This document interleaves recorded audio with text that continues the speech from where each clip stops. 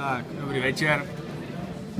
Prej jsem to pivo nevypil na X, tak jako reklamaci a vypil na X, teď to znova. Je to asi 20. pivo dneska, ale s vámi to. A jsem piča, a.k.a. proč nevím pít pivo. Ty vám dokážu, že ho pít umím. No a kdo tě nominoval? Nominoval? Martin Paleta. P-A-L-T-A. Hej, tak na tebe, kamo.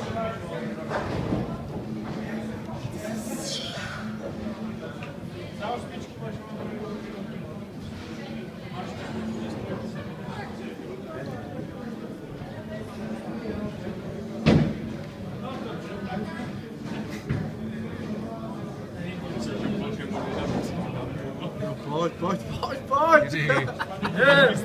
Dej, je pojď.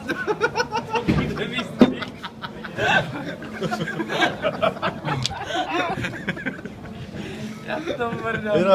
Já to jebu. Jiří, čekáme na odpověď podat. Taky, jaký jsem já nebyl nikdy. Takže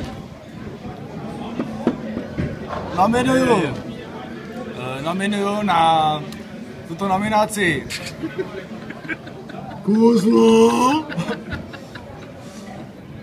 Danka Kozelského, Jakuba Loserta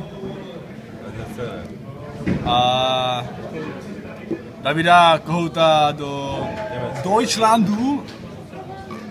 Takže jestli vy to nevypijete jako já, tak jste v píči. Tak hoši, na zdraví. Na podruhé.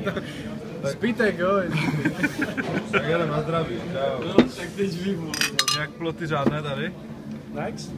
Já jsem myslel, že... Ne, to je moje první pivo.